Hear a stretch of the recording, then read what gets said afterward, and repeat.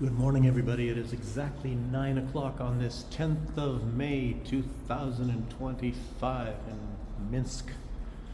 Okay, yesterday, of course, as you know, was the big parade marking the 80th anniversary of the Soviet Union's defeat of the Nazis. And I am at, well, it used to be called Circle Square, it's called Victory Square. And yesterday, of course, is Victory Day. And, these are some of the names probably of the people in Minsk, and there are more of them around too. And I'm just showing you, to start off with, maybe some of these people came here and they put flowers on, that happened to have maybe been their relatives that perished, of course, in that war. And, I've mentioned on the last few videos that, Donald Trump coming up and claiming that the United States are the ones that defeated the Nazis, and it turns out even the United States at that time admitted it. If you can see that, it's showing some of the old footage there. And as I said, it's a huge, huge day in the Soviet Union. And if you go all over in, I guess I can't get over there from here. I have to go underground. Anyway, one reason why I'm here is because of this, I believe. That tower right there, a TV tower. And it's because I believe I can upload this video a lot faster on YouTube. And I think every time I'm in this area, it goes much faster. And as I've shown you guys, told you at least, that a lot of times I do these videos, if it's 1 hour, it takes sometimes 12 hours to upload it onto YouTube. And I'm thinking, obviously part of that is because of, maybe YouTube and all that. Oh, here's some of the guys. I don't know. They didn't look too happy for some reason. Maybe, actually, they're police. They're not, they heard English too. Maybe they're pissed off. Maybe it's partly to do with old Donald Trump. I have no idea. But anyway, if you saw this parade last night in Minsk, of course, in the daytime they had the one in Moscow, and Lukashenko jumped on a plane, rushed over here, and they had one at nighttime starting at 8:30 last night. It was very, very impressive. I would have to tell you that. I think that in a lot of ways, it was more impressive in Minsk than the parade in Moscow. What I mean by that is Belarus had some people marching, and they did a drill-in ceremony. We called that drill-in ceremony in the army. And, I did some of that as well. I was in some minor things as well when I was in the army. I was stationed at one time. One of my duty stations was in Heidelberg, and I worked for, even at that time I did not work directly for the commanding general. I was in a different company, but I was chosen to represent the United States on, it's like a Labor Day. I don't know, maybe it was even May 9th. I can't even remember. It was a long time ago. I'd have to try to find my records. I still have a lot of things in boxes. I don't know. I've got a lot of, bragging sort of things to show. But there was two of us, and we were chosen to lay the wreath. Lay the chosen to lay the wreath at, I think it was like the Tomb of the Unknown Soldier in Heidelberg, for the commanding general and for the United States. So anyway, that was a kind of a high honor. I got some, letter of thank you from the commanding colonel of our post. I was stationed at Patrick Barracks, or Patton. God, Patrick. I was stationed at Patton Barracks at that time, and one time in the German, I think that was the high elite of the German military that were stationed in exactly the same building that I was, that I had my room in the barracks and all that sort of thing. Anyway, that's just some more history kind of crap to put out. But anyway, let's get on to some of the other stuff. And mostly what I have to talk about is this fallout, or at least some of the information that came out, in the past little while about this victory parade and things surrounding it. And some interesting things. Okay, so during, as you know, Putin called a 3-day truce around that time, and on that truce, I guess maybe even before the first day was out, Ukraine had violated, how many times? Did I write it down here? Well, they'd violated, I didn't write that one down, it was violated, I think, 488 times. Not even, not even one day. And I think well over 1,000 times they violated the truce. Maybe it's 2,000, maybe 3,000. And they launched some attacks, I guess 4 attacks, trying to invade Russia again. So with tanks and machinery. And of course they use drones. How can anything happen without drones nowadays anyway? How many drone attacks? And they were drone attacks launched against Moscow, I believe, before that parade. I don't know if there were any during the parade. I didn't read it. I don't think it's come out yet. Yes. But Zelensky and even Donald Trump, they keep on touting this ceasefire, 30-day ceasefire. And they keep on pushing this deal. And as you all know, and I've been putting out, a lot of people also recognize Donald Trump and even Zelensky. He's been saying that Donald Trump is now fully on the side of Ukraine. And who knows, maybe he was before anyway, because the weapons have always been flowing. And the United States doesn't do anything for Russia. But they have the surveillance for Ukraine, letting them use the satellites and even their Starlink. Not just that, there's so much surveillance, everything. And I have to add that it's, if people are not even talking about it so much, but I have to add that it is definitely true. And see, when you see these attacks a lot of times into Russia from Ukraine, and they are HIMARS, which are supposed to be air defense or some sort of a defensive weapons, but of course they can use them also for offensive weapons, and the ATACMS, and they are hitting inside of Russia. And American soldiers are the ones that are pushing the buttons and sending these rockets along with Ukraine, but the United States is actually doing this. So these attacks, and I think Russia doesn't want to talk about it, they don't want to mention that it is actually the United States just as much as Ukraine that is attacking Russia and killing innocent civilians. It's not against military, it's against innocent civilians as well. So, but it's an elephant in the room that nobody wants to talk about. There's a lot of elephants in the room that people don't want to talk about.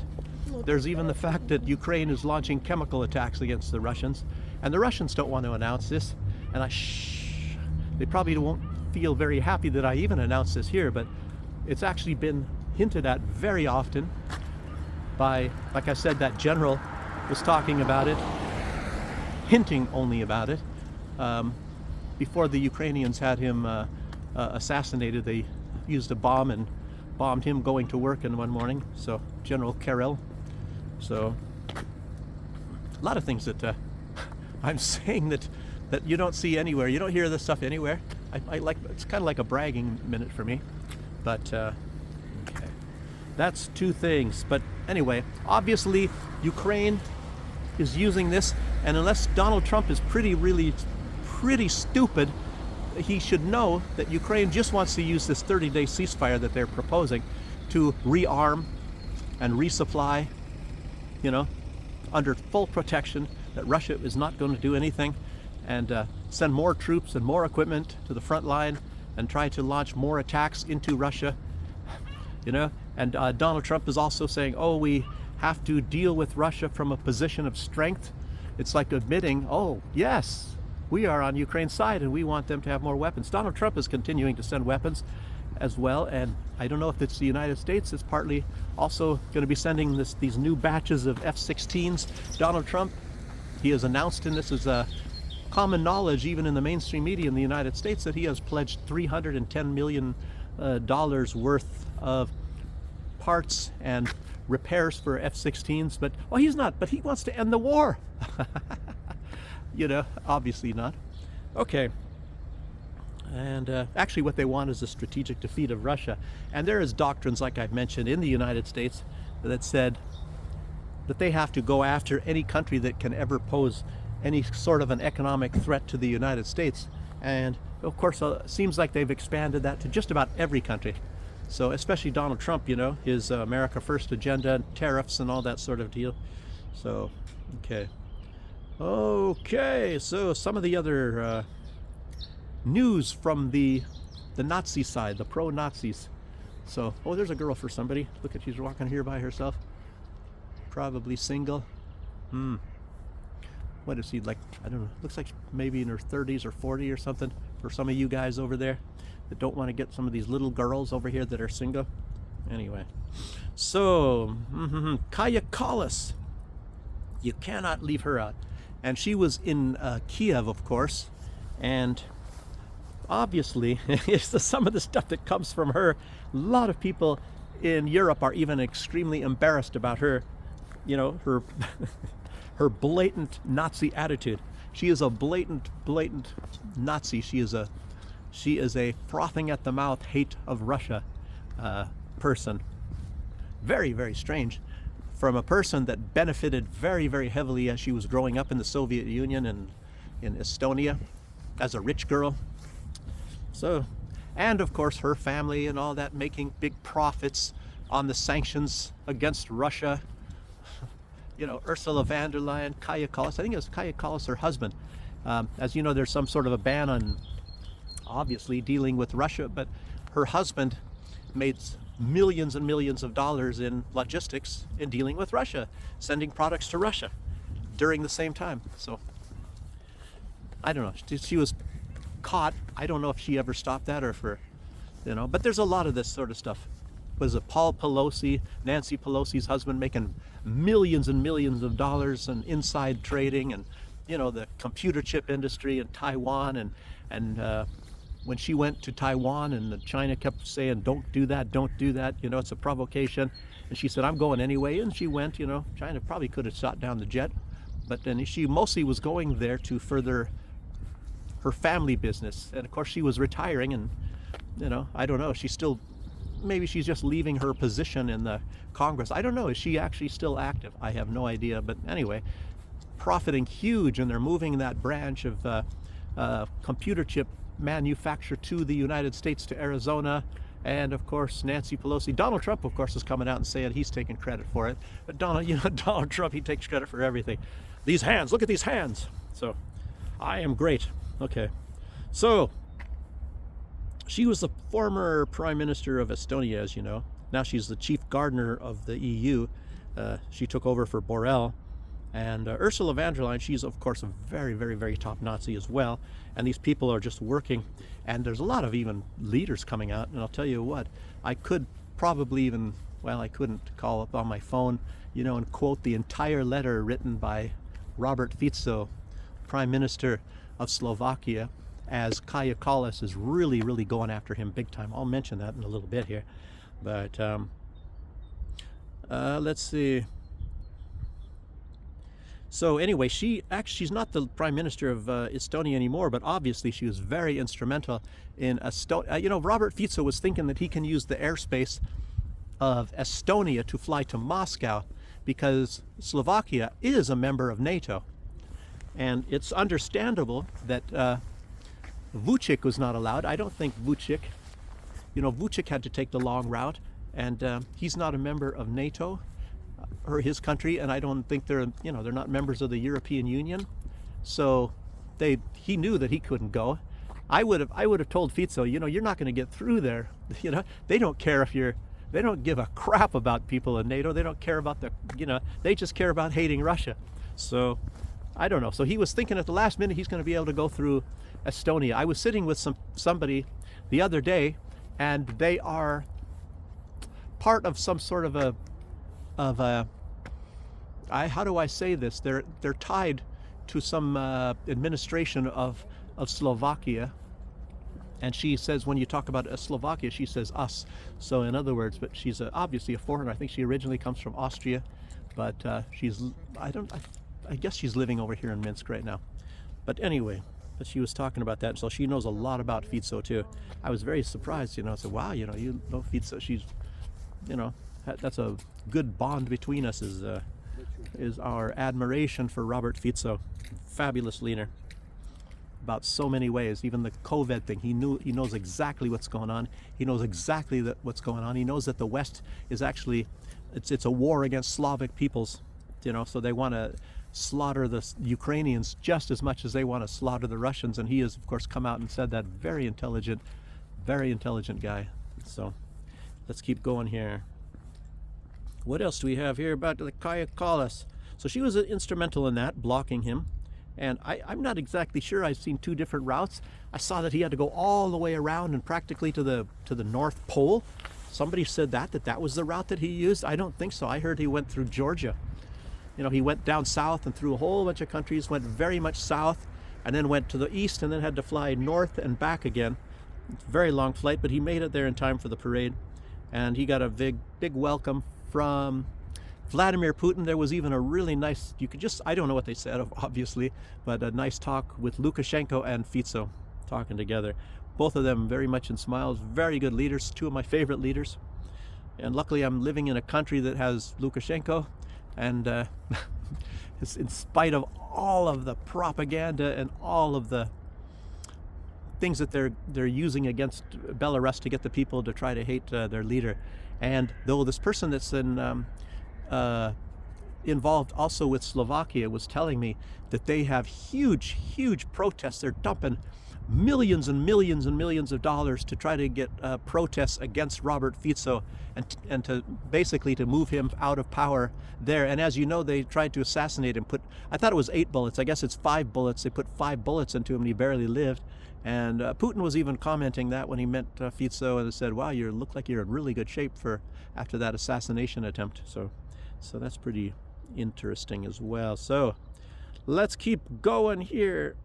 Kaja Kallas, she's coming out, and of course it was mainly against Robert Fico. She seems to have a tremendous hatred of Robert Fico, obviously. So she might be one of the ones directing all this money for all these protests, trying to remove Fico with with these revolutions or something like that within Slovakia. But anyway, she was coming out and saying that all of these people are on the wrong side of history, to include China and Mongolia and all of these countries that went to Moscow. And obviously Kaja Kallas, it's very strange, like I was wanting to mention, that there's a lot of these women that are real rabid Nazis. It's not just Ursula von der Leyen and Kaja Kallas and Annalena Baerbock, but one of the big ones, I'll get around to her too today, is Maya Sandu from Moldova. She might even be just as big of a big Nazi and anti-Russia person as these other ones are too. You can't forget Victoria Nuland and a lot of the other ones, maybe Hillary Clinton. But yeah, on the American side, very rabid Nazis. So okay, Kaja Kallas. Anyway, she said they're all on the wrong side of history, and Robert Fico wrote, what I read was in English. I don't know if it was originally written in English, but it was published online in the English version of him saying, asking her why he is on the wrong side of history. Well, I'll get to it in a minute here. Okay, he diplomatically, I guess I'm right here. He diplomatically, he fired back at her saying that he was in Moscow to honor the 60,000 Soviet soldiers who died freeing Slovakia from the Nazis. So, it's like I said, you just can't believe this stuff. It was to honor the Soviet military that defeated the Nazis. And if you had Roosevelt, maybe even, if it was at the time when this was happening, if you had Roosevelt and Churchill there, they would also have been there. And on the television here, they were also showing some of the past footage, and maybe like of the first one. The first victory parade was done in June. I think it was June 24th, because they had to have time to bring these soldiers from the front and all that. And that Victory Day parade had even more people there than they had even on the one yesterday. And they had American soldiers and they had British soldiers also marching in that victory parade. And as you know, Russia is poison for them today. You know, and they can't set anything aside, not in sports, not in culture, not in, you know, music or anything. Everything has to be, you know, it has to be always hate Russia, hate Russia. And normally you'd think it has nothing to do with music and trying to politicize music, politicize sports, everything. And I guess the Olympics originally was to put the differences aside and to have people competing, you know. You know, the original Olympics in the time of Greece. But now, of course, all that is ended, and you are to hate and hate and hate whoever your perceived enemy is to the core, and you're supposed to hate everything about him. And of course, as you know, they're destroying all the monuments of anything to do with Russia, period, even long before any kind of a war. Destroy it all. Pushkin, people that were even maybe on the side. It reminds me of even in the United States, when this woke movement from the Democratic left, they tore down statues of people that were against slavery. I guess they don't know what they're doing. So anyway, let's keep on going here. What else did he say? Okay, occupation need. He had other points in that letter, such as one of them was that he disagreed with her efforts, and of course others as well, trying to erect another Iron Curtain and cut off all communication with Russia. And of course he was justifying, says, how are you going to work out the differences between your enemies if you don't even speak to them? That's one thing right there. And of course, you know, separating them, put up an Iron Curtain, like you're either with us or against us, like Belarus, you know, Belarus is not against Russia, so you're our enemy. So, as you know, that's how that's all working. You have to. It's like even like any of these countries, even Slovakia. It's not like he doesn't like Europe, but he doesn't have any hatred against Russia. And you know, but you have to have it. And there's so many people talking about it. If you do not, matter of fact, there was Bismarck, like the new. I think this. Anyway, I think I wrote it down here. I'll get to that. Well, in case I didn't, let me just say it now. It was like even the descendant of Otto von Bismarck came out and said that it is really crazy, that these people are really crazy, you know, about their hatred of Russia. So many people are saying that. The granddaughter of Nelson Mandela, if I wrote it down, I'm not sure either, but she even came out and she was thanking the Russians and the Russian people for their tremendous sacrifice of what they did. And she understands them completely, she said. So anyway, let's keep going, of course. And Lukashenko and Fico, when they were meeting cheerfully, Lukashenko, I don't know, it's probably not from that time. Maybe he said it before that time.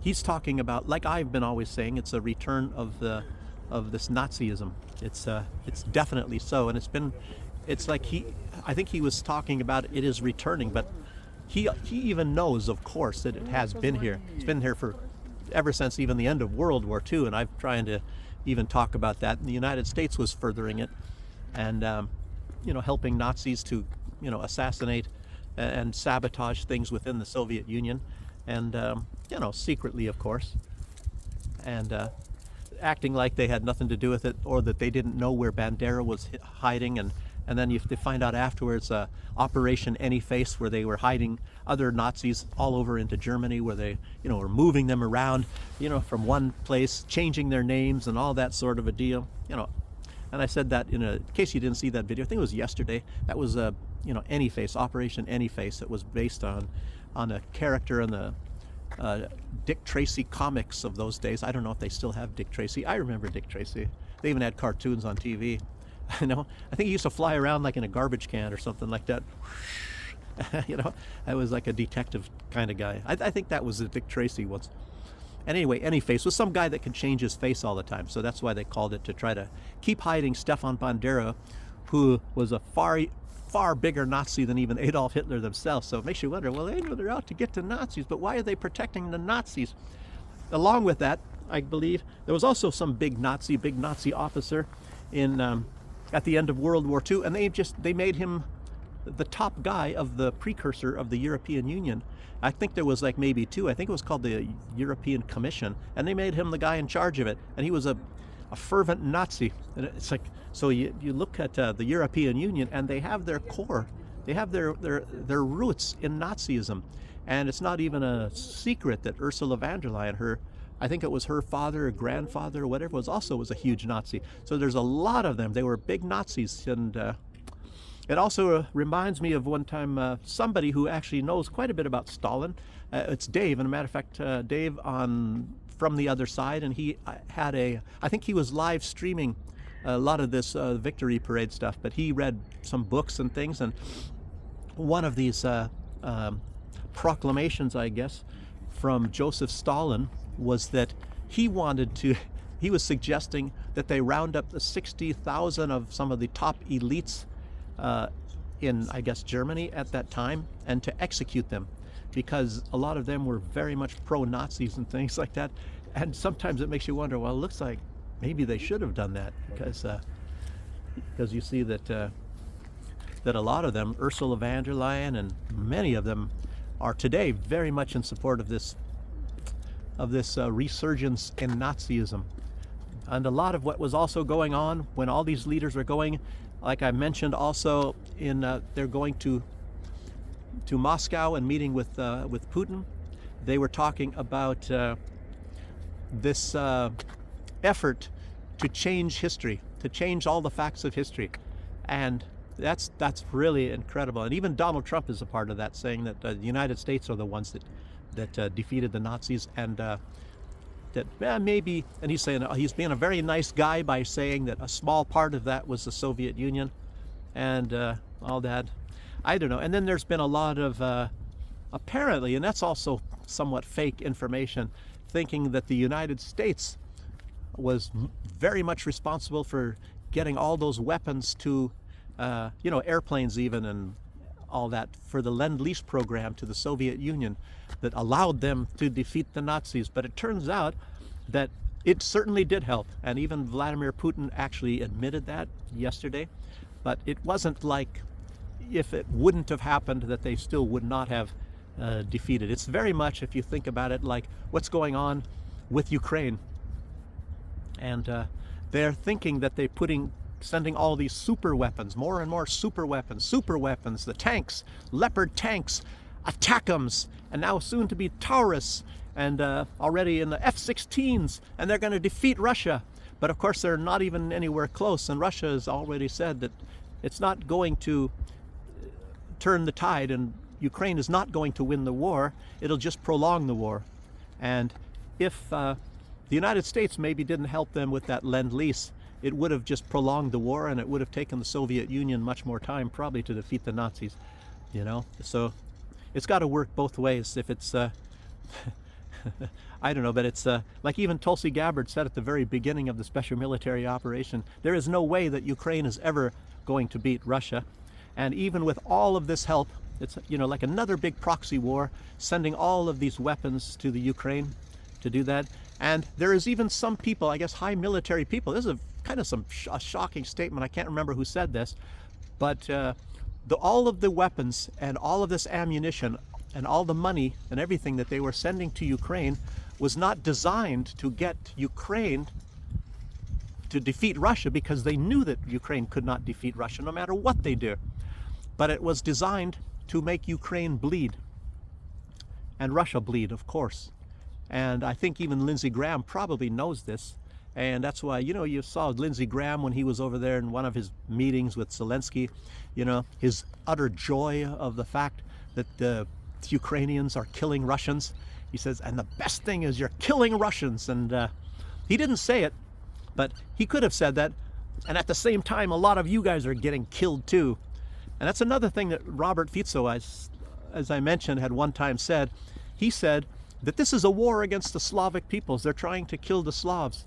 And I've also mentioned in that same light that it was very surprising to me when I was doing my history studies, and it's something that I really took note of, and I never got over it because I was so shocked at this. And it was like, because of the special, themes of history that I was studying at that time, and And a lot of that was, of course, the early times of what was called the Holy Roman Empire at that time, and some of the establishments of that. And Albert the Bear, who was the one put in charge of the Northmark, which is nowadays it's called Kaliningrad, but it was Northmark then, and it was Prussia and East Prussia, and now it, of course, and it was what was it called? I keep forgetting the German name for it, which I should know. But anyway, it's today it is called Kaliningrad, and anyway, that was some of the beginning times. That was like the Northern March. I think there was even another one, maybe further to the west, and it was actually further north, but they had these marches. That was called the Northern March, and they were designed to keep the Slavs out of Europe. And yeah, it's fascinating history, and it's a little bit different on the Russian side. I was reading some of that now with Kievan Rus, and of course they were called the Russians. That's where the name Russian came from, is when the first capital of Russia was Kiev.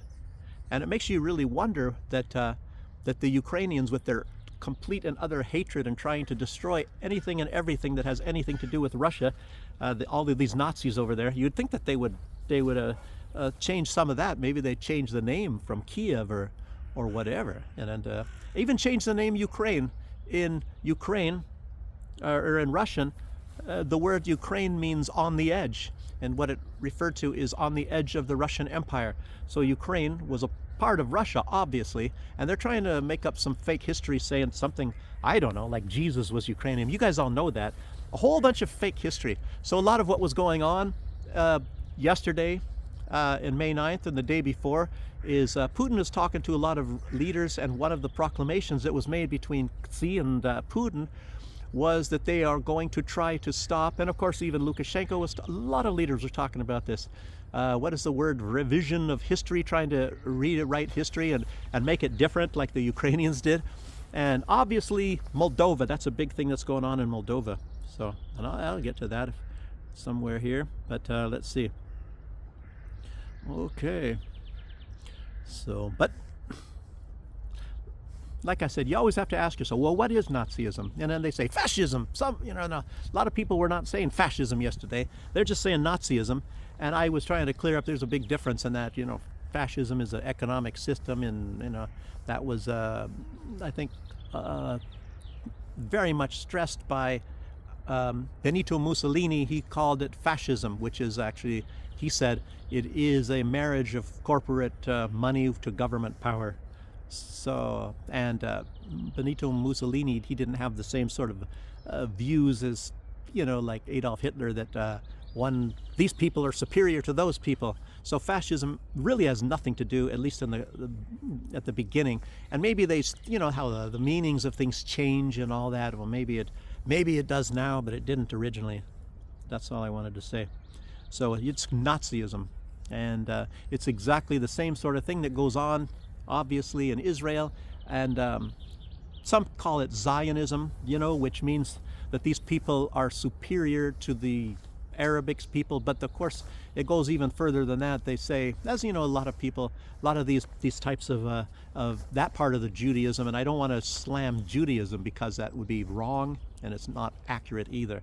But a lot of these types of people, they say that goy, like people like myself, who are not somehow born actually, not even converted, born. We're not born into Judaism from some of the, I think it was like 5 families or something from the past, at least what they say. Maybe it's some more fake history, I don't know. But if you're not born into it, then you're a goy. And then they said the value of one Jewish fingernail is worth more than 10 lives of the goy.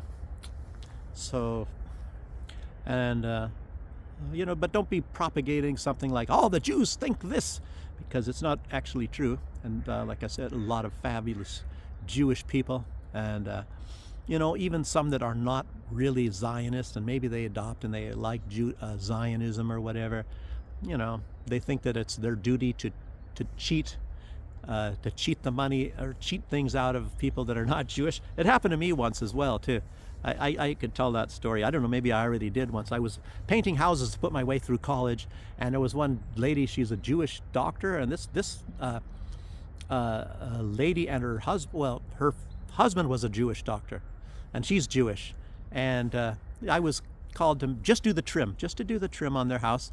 And I said, okay. And then I said she wanted just to do the trim, and I saw that the rest of the house really needed painting much more than even the trim, but that was part of the trick. So get this. And I said, I want this documented that I'm just doing the trim. And she was very stressing that I have a guarantee, for, I don't know what I had, for 4 years or 5 years or something. I don't know, some years or something, that I guarantee the work that I do, and it's going to be fine and dandy. Because I would scrape off any like chips and stuff like that to make sure that the paint would stick, especially in that case.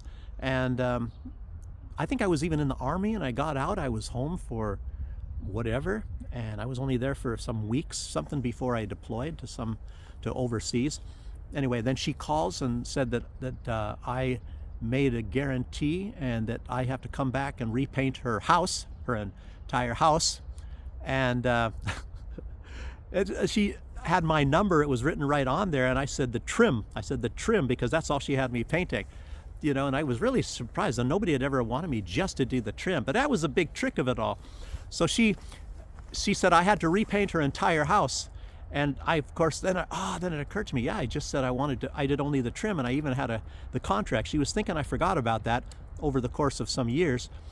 And I said to her, oh, well, that was only the trim. And then she's like, so I took the wind out of her. She was trying to get me to paint her entire house free. So, including the trim and everything, that I painted her house, and she knew it because the number was on the contract. It had the contract right there in English. It was very short, and I guaranteed the trim, and that's it. Very incredible, very incredible. And these people are rich. They lived on an island in Puget Sound, and only rich people live on that island. So these people have far more money, and then here I'm some poor white goy, and she wanted to cheat me. It's incredible. Anyway, I just thought I'd throw that one in. Okay. I mentioned Lindsey Graham already, and and you have to remember that was a meeting, Lindsey Graham with Zelensky, and of course he always stresses that he hates Russians so bad. He says it's not even 99.9%. In other words, 100%. I guess he would like to say 500% if he possibly could, if that doesn't sound ridiculous. But he said, basically he's saying that he hates Russia to every single cell in his body hates Russians. And of course he calls them species. But Russia's supposed to make a deal with this guy, and Trump says, oh, they hate each other. And I don't think Putin really even hates Zelensky. I don't think even Lukashenko hates Zelensky. I don't think they see that as hatred. They know, what it's all about, and they have stressed the point that Zelensky, he's supposed to have had elections again, but he's still governing. So he's an illegitimate leader. And Putin didn't say they, use that as an excuse to hate Zelensky or anything. But what he's saying is, Putin and the rest of the government of Russia, is the problem is you make a deal with this guy. He's the illegitimate leader. He's not elected anymore. His mandate had run out. And what could happen in the future, you sign some sort of a treaty with this guy, and then the next government that comes in and says, well, we're not going to obey the treaty because he was an illegitimate leader, so we don't have to follow it. So we're going to continue to kill ethnic Russians. So that's what Putin was talking about, that it's illegitimate. But it doesn't even matter. I'll tell you what, it doesn't even matter if you make any deals with the West. Look at what happened in Finland. They had things signed with, or even Ukraine altogether. They had these agreements ratified by Germany, ratified by France, and ratified by the United Nations, and they still disobeyed. So, and when they were still bombing and killing all those people up to the tune of 13, 14, or 14,000, it was completely ignored by the West. At the beginning, it wasn't. In the United States, they were even talking about Ukraine was bombing and killing these people. And then, of course, after a short period of time, maybe they figured out, well, we can use this, and we'll, use this for a strategic, or maybe just these news outlets were chastised. Don't do that, because this is part of the big plan of us attacking Russia and making them look like the bad guys. This is the provocation to get the moral high ground, to make sure that everybody thinks that it's Russians that are the bad guys and that the Russians are the ones that disobeyed. And they attacked, oh, even though it was a treaty and Ukraine was obeying it, oh, all this time, and they're sweet, innocent people. I don't know. You guys all know the deal anyway. But, okay. Let's see, what else do we have here? We have, let's see, Lindsey Graham and all that sort of a deal. Oh, I'm on to page 2, luckily. Single lady probably. No. Okay.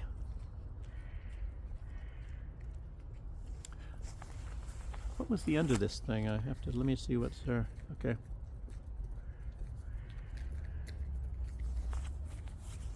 Well, in spite of this, I don't know, this sort of a ideology of what goes on in Israel, and how much they have complete disrespect. I mean, a lot of these people and these Zionists and things, especially Netanyahu, there's even a lot of Jews that love Israel, or even people in the United States. Some of these senators that pledge their heart and their soul to Israel, not to the United States, but to Israel. And even a lot of them, they don't like the Netanyahu government. But, you know, they go to the United States and they say all this stuff, oh, our great friends and all that, and then they go back to Israel and they start laughing about how stupid that the United States government is and all the senators, and that they bought them all. And I've told you guys so many things about this stuff anyway. Very nasty, nasty, terrible, deceptive, cheating people. That's what I hate. I hate about some of this stuff that's going on in the world today like that. And let's see what else we got here. But anyway, the U.S. government seems to be fine with that. Okay. I don't know, a lot of maybe other truth activists. There's a lot of people walking around here for this day. They space themselves out perfectly so that, you know, that I have to have them staring at me while I'm doing this. Okay. But of course, having to mention that these they got these people in the world, you know, that are you know, like Netanyahu and Zelensky, that have no qualms about, you know, they want more blood. They want more blood and death and killing. And I guess they're serving these establishment people that want population reduction. And these people are probably very, very happy with them, like Klaus Schwab and Bill Gates and all this, as long as they start massacring lots and lots of people. But they have some wars going on. And yeah, I'll get to the fact. I don't have much information, but it's the real big wars, worrying about what's going on in India and Pakistan. Yes, and killing children is a big deal. I mentioned here. Oh, some of the stuff I've already talked about. Maya Sandow, I have to talk about her. She celebrated Europe Day on May 9th, and this is a tremendous deception. This is some really crazy stuff going on. You know, I guess there's some sort of a day also, maybe it happened, I don't know, I guess it was May 9th for Europe, I guess when they established and put these Nazis in charge of what was going to future be the European Union.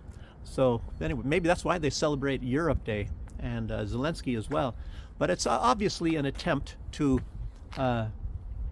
distort and maybe to take over May 9th, and they think maybe that they can push this as to being also another big day. And I don't know, maybe they're going to start pushing this more in Europe as well, to try to sideline this huge celebration that happens in Moscow on the Victory Parade. And it's not just in Moscow. Obviously, I said Minsk, Vladivostok, and many cities. And I guess when you see some of this, these huge parades, military people, and they're all celebrating. And it's terrible that Europe, who was freed by, for the most part, the Soviet Union is the one that did that, and now they're showing their disrespect to the Soviet Union and the Russians that, you know, that freed them. And what George Galloway, member of Parliament in the UK, and all that. He even came out that if it wasn't for the Soviet Union, we'd all be speaking German right now. I like German. I know German. It has not. No, but it's just that the Nazis would have won, obviously, and a lot of people appreciate the fact that the Soviet Union actually freed everybody from that, and a lot of them are trying to make sure that they forget that and try to supplant that and make some revision of history and say that something else, like Zelensky, obviously. And he called a lot of people. He wanted all the West to come to Kiev for Europe Day, thinking that they're, Zelensky, in his heyday, I guess a year or two ago, all the women are, rushing up to throw their panties. Macron was there as well. Throw their panties to oh, Zelensky, oh, touch me, oh, he touched me, he looked at me, oh, did you see that, he looked at me, but I guess he's lost a lot of his glamour, so hardly anybody showed up, only Kaya Kallas and some other people. I think they had this big group of those that came to celebrate or to commemorate their defeat, is what it really was, of their Nazism. And I think there was all 8 of them. They weren't even leaders. It was just Kaya Kallas. I don't even know if you call her a leader. Nobody elected her. She was just chosen to be the chief gardener after Borel, in the beautiful garden, and all the rest of the world is a savage jungle, especially Russia. So anyway, hardly anybody showed up. It was pretty stupid looking. Somebody was putting it by comparison, and all these 29 leaders, going to Russia that's isolated. Russia is isolated. I don't know, did Trump say that? A lot of them are saying, oh, Russia is isolated. Yeah. And all those leaders that went to Russia, somebody was saying, well, what about the populations of all these countries? It makes up to almost 52% of all the population of the globe. The leaders of 52% of the people on Earth, went to Moscow. And it's not that there was another one where 48% went. It wasn't. They didn't have anything. Donald Trump, maybe he's going to try to start something up, and I think he's going to say it's May 8th.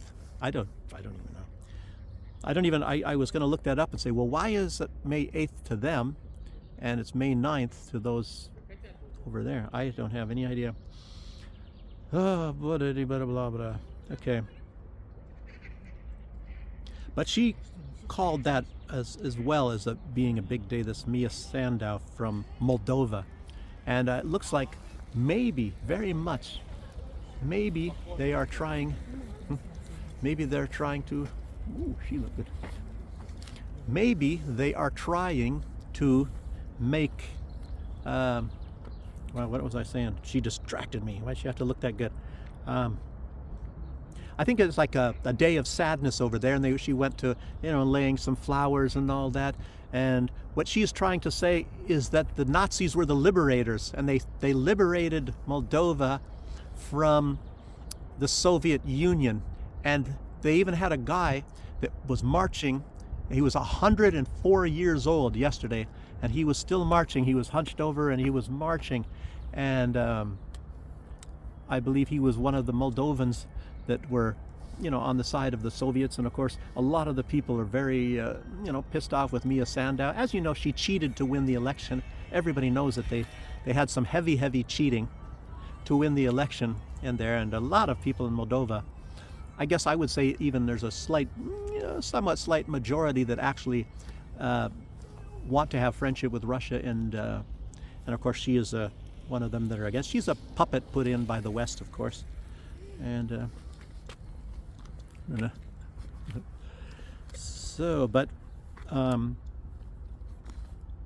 she's also, I guess what's going on in Moldova is they have a revision, just exactly what a lot of these people are talking about that they're going to try to work against. But she has revised, just like in Ukraine, the textbooks, and they are writing a different history, talking about the liberators, or those that trying to liberate Moldova were the Nazis and the evil Soviets. And it's in the textbooks. It's incredible. Yes, indeed. Let's see, what else do we have here? Well, part of the other news, like I mix it with this, with what's went on with this celebration yesterday, which was very, very big. And I should also mention, every time you go to some town or city, anywhere, there's always monuments for those that gave their lives in World War II. It's huge, huge, huge, far, far, far bigger. The United States paid a very, very tiny, tiny, minuscule price in all this, and obviously they did contribute, just like I said, but the price they paid is very, very minuscule. And compared to the people over here, I think the U.S. might have lost 250,000 altogether, and I guess the Soviet Union, it's 27 million people. It's far, far. It's like if you compare it with the U.S., it's like putting a teaspoon in a bucket of water. So the U.S. contribution was a teaspoon, and the Soviet Union was the entire bucket of water. Maybe you put another teaspoon in for France and the UK and all that, but these other countries, as you know, like the Baltic countries and Finland, were also, they were also Nazis. And what is it, the western side of Ukraine. And if you ask me, I think what they should do is, of course they're not going to make a treaty. It's not going to go the way that it actually should go. But you should try to find, like Lvov, some of those, and they're west of Kiev, those that supported the Nazis, and make that Ukraine. Matter of fact, you'd have to change the name, because Ukraine is on the edge, and you should say on the edge of those countries that are friendly to Russia now. And they should call them something else, like Nazi land or something like that, all those, like Lvov and all those, and they can seethe in their hatred and sit there and simmer and whatever Nazis do. I don't know. Okay, let's keep going here. Okay, the U.S. is doubling down, not wanting to allow Iran to enrich uranium, and it hasn't got even so much to do with nuclear weapons, because obviously Iran is not making nuclear weapons, and if you take more of the threat away from Iran, they're going to be even less inclined to make nuclear weapons. But of course, the whole idea is to keep threatening and threatening and threatening. And of course, I think Benjamin Netanyahu wants them to try to maybe make nuclear weapons so that he can bomb the crap out of them, get the United States to bomb the crap out of them and use nuclear weapons. Netanyahu, as you know, he is the one that helped Hamas come into being and help them. He wanted these attacks. So many people in Israel are talking about that. He provoked it and wanted that, and I guess there's huge amounts of information that he armed Hamas. And he wants that because he wants to fight them. He wants to take over all the land, and of course he needs an excuse. It's just like the Project for a New American Century, if looking under the chapter called Rebuilding America's Defenses. It's the United States.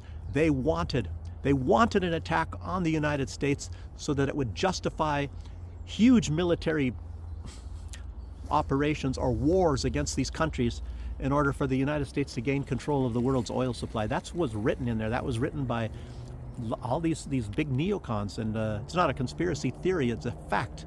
And I think you might even find some people that probably have these facts still written, and it's written in the documentation that that's exactly what they wanted. They wanted an attack on the United States on the scale of Pearl Harbor to justify them going to war against all these countries. Even just General Wesley Clark, a 4-star general, he admitted all this. The whole thing was to go to all these wars and to start, setting up puppet governments all over the place. And it's like, oh, it's a conspiracy theory, but how could it be coming from the United States government to be a conspiracy theory? It's not a conspiracy. It's a conspiracy. There's no theory about it.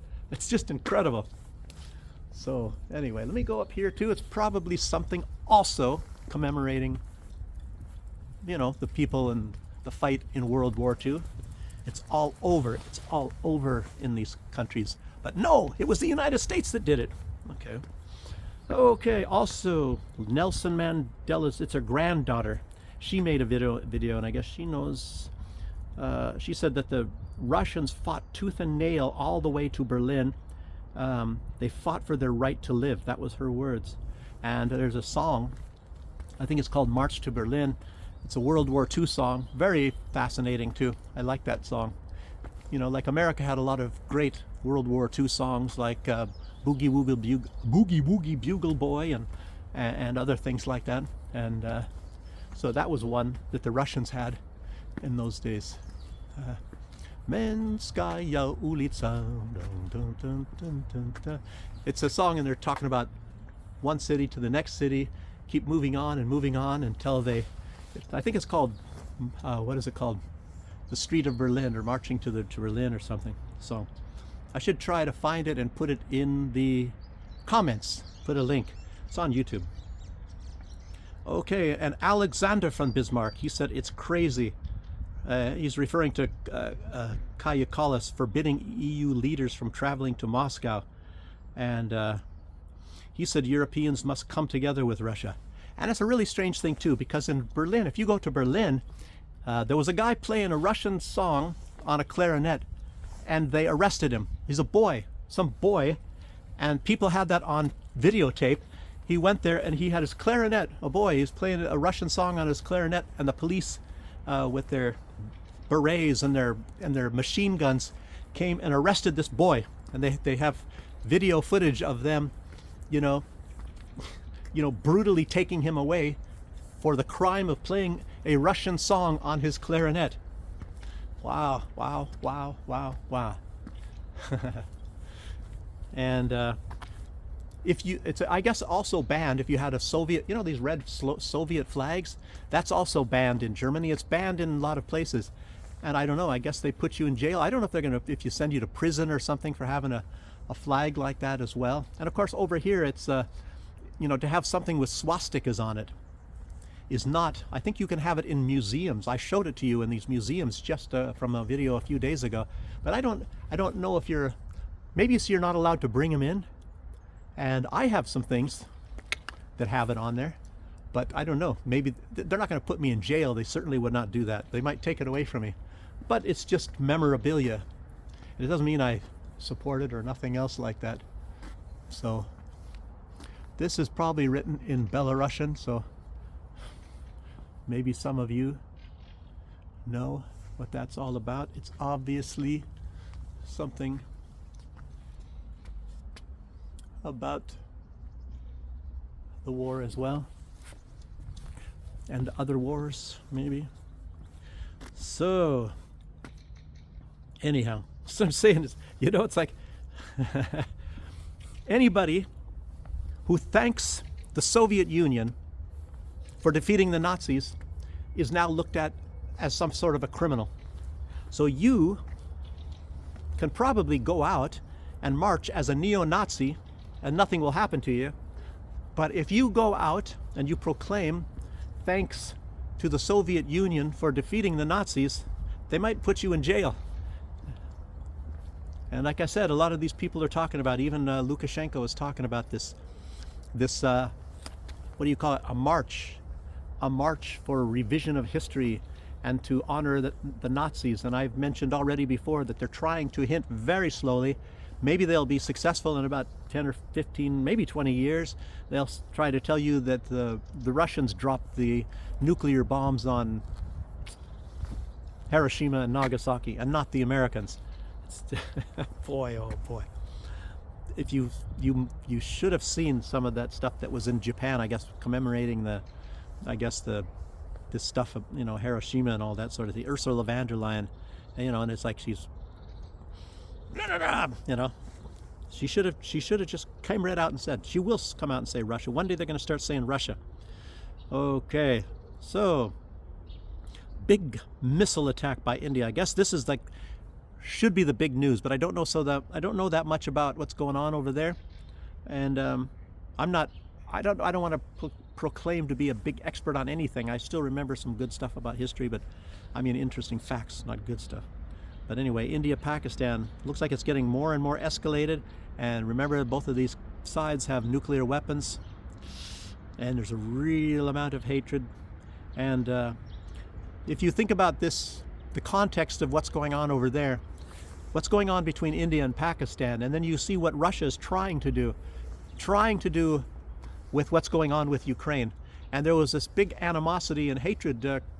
You know, Pakistan and India used to be one country, and somehow they start to hate each other. It's just like Ukraine and Russia used to be one country. And then you have the West, particularly the United States and the CIA, trying to make divisions. They try to do that in Belarus too, by the way, trying to make divisions and get people to hate each other and start, killing each other, divide and rule. That's the whole thing anyway. Maybe they try to do that a lot in the United States with black and white. And that was what was happening there in Obama's time in Ferguson, Missouri. They're trying to make it like out to be a race thing, that there were blacks against whites, and they were protesting together. The whole thing was about police brutality. But CNN and all that said, no, it's about race. It's about blacks and whites hating each other. And of course, it turned out to work out that way later on.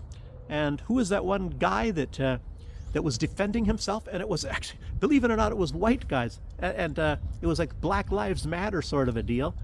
And he went there and he was trying to protect people. And anyway, I think he might have even killed people. But these people had already, they was already, criminals, and maybe they were let out for murder or something like that, and they were trying to kill him. So he was protecting himself, but the Democrats were trying to make this guy out to be the bad guy, this young 18-year-old boy. So, but anyway, that's par for the course. And like I said, I remember even during those Black Lives Matter in Portland, there was the police commissioner who was there at a protest, and he was black, and he said, like, probably at least half of his officers are black. And there were people there, and he was like, you could see the consternation in his face. He couldn't believe what actually was transpiring. So he's going against, these violent Black Lives Matter protesters, and virtually all of them were white. And they were supposedly on the side of blacks. At least that's what's supposed to be, the whole point of Black Lives Matter. And yet they're fighting against the police, which are all black. And these people, the white people, are supposed to be supporting the blacks, And he said he just couldn't believe it. He could not believe it, what is actually transpiring. And also, as though I'd like to put out, and during this Black Lives Matter, what happened? Everybody that died in there, and I guess they're trying to cover it up. Maybe Trump should be trying to actually really expose and try to find out how many people actually died. Some people have the estimate up to 200, and I guess virtually all of them were black people, and a lot of them were children. So Black Lives Matter, these people that were protesting, the Black Lives Matter people, most of the people that got killed were black people. It doesn't make any sense. And it's like this leader, one of the big leaders of the Black Lives Matter, as all of you already know, she's a multi-millionaire. She got millions and millions of dollars, and she bought real estate. She's buying houses all over the place, and they're in white neighborhoods. Boy, oh boy, all this crazy stuff. And I'm hoping that a lot of this Black Lives Matter stuff is over, because it's nothing but a big farce anyway. It's like George Soros, Barack Obama, and there's another guy, and then there's two bankers in California. They're the ones that envisioned this whole thing. People sending their money, huge amounts of money, to these banks, and of course it went to these sham leaders of this thing. And they're probably also the ones that said George Floyd is the new Jesus. George Floyd, this guy, I think he's like a murderer, a drug dealer, a porno actor, and all of the crap that he did. I don't want to even talk about more of the truth about that. I can get, so much fake information. You just can't even believe it. It's a very well-known fact. He died from an overdose of fentanyl. He saw in his mirror, and you see the footage of the police officer coming up on his car, and George Floyd was looking in the mirror, and then he took all the drugs, thinking he's going to go get his stomach pumped right afterwards, when the officers can't find any drugs on him at all, and say, okay, well, you can go. But I guess they were going after him for some other former warrant, maybe for his arrest or whatever, because he was a friggin' criminal. He did all kinds of crap, robbing people at gunpoint, black people, by the way, the new Jesus. And but anyway, he died of an overdose because he took all those drugs, that fentanyl, and he was getting arrested for other crimes and couldn't get to a hospital. And he should have just said he just took a whole bunch of drugs and he needed to get to the hospital to get his stomach pumped. He's a huge guy. Maybe he thought his system can absorb it. I don't know. Anyway, that's other information. Probably not allowed to say that on YouTube. So let's see what's going on. Macron, Merz, Starmer, probably a lot of these other guys. They're now, I think, when did they arrive? Maybe, I don't know if it was yesterday or just this morning or whatever. Anyway, they showed them getting off the train in Kiev and to visit Zelensky, who knows, for the after the May 9th celebration. Obviously, as you all know what's going on, they're trying to come out with really, really, really massive sanctions against Russia. And probably Trump is going to have nothing against it. Let me just guess. My crystal ball tells me Trump is not going to have anything whatsoever against all these massive, who knows what these sanctions are. It's probably, as you all know, they can't get Russia. So they're going to be trying to go after countries that do any dealings with Russia. They were already doing that. And I think Starmer, he had put some sort of sanctions against, I can't remember how many ships, was it 80 tankers, oil tankers, that they believe is the shadow fleet of Russia that's selling Russian oil to all these different places. Makes you wonder if they're going to stop the Russian oil and the gas that is flowing into Europe, that everybody knows that they're still buying it. Oh, I guess that's probably off limits. And of course, they mix it with some other kind of oil or gas, you know, along with the Russian gas to make it sound like it's not Russian gas, it's not Russian oil, all that sort of a deal. And as you know, as you remember, when they blew up the pipeline on the, I think it was the very next day, the new pipeline from Norway to Poland was inaugurated. So a new gas pipeline. Maybe they thought that was going to be enough gas, and it's apparently not. They need more energy than that. That's probably why they allowed Russian gas to be continuing into Europe all this time. I don't really know. And they're trying to get I guess, Qatari gas. I don't know how that's been working out. Of course, the United States is sending LNG, liquid natural gas, but it's going to take a few years probably to build this pipeline now that they want, you know, this huge amount, massive amount of minerals and gas and things that are in the Golan Heights that now, I think, it's like Israel kind of is in control of it, but they sold the rights to Genie Petroleum of all the mineral rights. And of course, with his, you know, a lot of big, super rich people. You guys can probably find that online. It's like some called a Genie Oil or Genie Petroleum anyway. And it's written in there that I think one of the chairmen of the boards was Dick Cheney, the former vice president of the United States. But anyway, I already talked about that. So in other videos, so let's just see what happens. And I don't know how fast they're going to have this pipeline built. And they can't seem to get it through, you know, but hey, now they have the Gaza, so maybe it makes that easier to pipe it down through there and send it off into ships. But I think the best way is they want the pipeline. They want the pipeline to go through Syria, and then they think they're going to get a big pushover for Erdogan. He's probably going to want some big fees for that. And Turkey is destined to become a huge natural gas and oil hub already anyway. They're going to be getting massive amounts of money. Erdogan is going to get a lot of power, or whoever's going to be in charge, probably, who knows. Erdogan would love that, you know. He's going to say, well, you pay me a lot more before I'm going to let this oil or gas continue through. I don't really know. Yeah, there's a lot of this stuff. I've talked a lot about these things, and you guys can verify this stuff on your own. You know, looking at like Goldman Sachs involvement and all the, a lot of corruption, lots of little tangents and follow dots and things all over the place to find out what's going on in the world. But anyway, that's the end of this video. It's over 1 hour. This is going to take a long time. But as I said, I'm in this area particularly. I came here not for any kind of monuments or anything like that. I came here because of that TV tower there, and I'm hoping I can upload this video, and I'll hang around for a little while and maybe get 30 or 40 minutes of this thing uploaded, or 40% or whatever, and then maybe you jump on the not Autobahn, the metro, to try to get out of here, because I don't want to just sit there and hanging around here, whatever, waiting, because the video takes much less time, I believe, if I do it from here, because I can't tell you why. Sometimes 12 hours to upload a 1 hour video. We'll see.